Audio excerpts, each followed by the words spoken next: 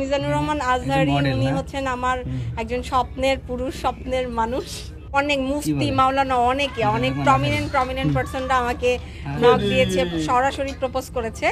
So যারা আমাকে propose করেছেন তাদের জন্য অনেক ভালোবাসা, আর যারা এখনো লিস্টে আছেন প্রপোজের তাদের জন্য আমার অনেক ভালোবাসা।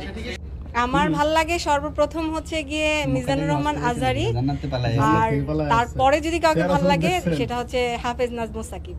প্রপোজ করেছিল বলতে নাম বলা যাবে না, তবে খুব ফেমাস একজন ব্যক্তি, মানে জান্নাত থেকে পালায় আইছেন সব মাওলানা, তার জন্য নাম তার ডট।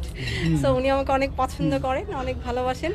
আমি আপনার ভালোবাসাকে অবশ্যই অ্যাকসেপ্ট করেছি, বাট যদি রিজিকে থাকে ইনশাআল্লাহ, আমি জানি না কার সাথে আমার বিয়ে হবে, তবে সামথিং তাও কোনো হুজুর উল্লেখ করি নাই। আমি উল্লেখ করেছি যে আমার যে বর হবে অবশ্যই তার ধার্মিক বলতে আমি বোঝাতে চাচ্ছি যে নামাজি হতে হবে।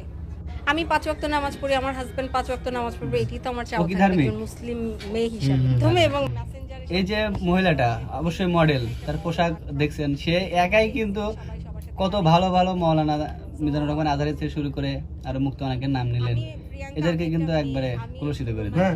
মানে দেখছে যে মিজানুর রহমান আজহারির ভিডিও চলতেছে, আর নাম বললেই আমি ভাইরাল হয়ে যাবো। আসলে নিজেদের ভিডিও পাবলিশ করার জন্য, নিজেরা ভাইরাল হওয়ার জন্য কত নোংরামি কাজ করতে পারে। হ্যাঁ, পাগল না, আরে এরা ইসলামিক বক্তা আর তুই নোংরা মহিলা।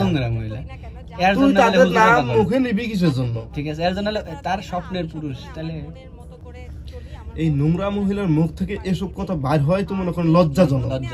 আর মানুষ দেখতেছেও দেখি ভিডিওগুলো। এই ভিডিওগুলো যত না দেখবেন ভাই তত দেশের জন্য মঙ্গল। না দেখবে না কিভাবে সে সুন্দরভাবে মিজানুর রহমান আজহারির ছবি লাগাই দিতেছে, হাজার শেয়ার, ভিডিও পোস্ট হলে মিলিয়ন ভিউ হইতেছে, কি সুন্দরভাবে বলতেছে আমার স্বপ্নের পুরুষ মিজানুর রহমান আজহারি। নির্লজ্জ মহিলা, নির্লজ্জ বেহায়া মহিলা। নিজের নাই পোশাকের ধরন, নিজের নাই পর্দা, সে ইসলামিক কি বলে তাকে বিয়ে করতে হলে অবশ্যই 5 ওয়াক্ত নামাজ পড়তে হবে, কোরআনের হাফেজ হতে হবে। বেটি নিজে আগে ঠিক হয়, এমনি কোরআন হাফেজ করে না ঠিক হবে কিভাবে? ঠিক হওয়ার কোনো কায়দা নাই। নোংরা মহিলা। তো যাই হোক, পাগল এই মহিলার বিষয়টা আপনারা কিভাবে দেখলেন জানাবেন, আর এদের জন্য কি পদক্ষেপ নেওয়া যায় তাও জানাবেন। আজকের জন্য এই পর্যন্তই। সবাই ভালো থাকবেন, সুস্থ থাকবেন। আল্লাহ হাফেজ।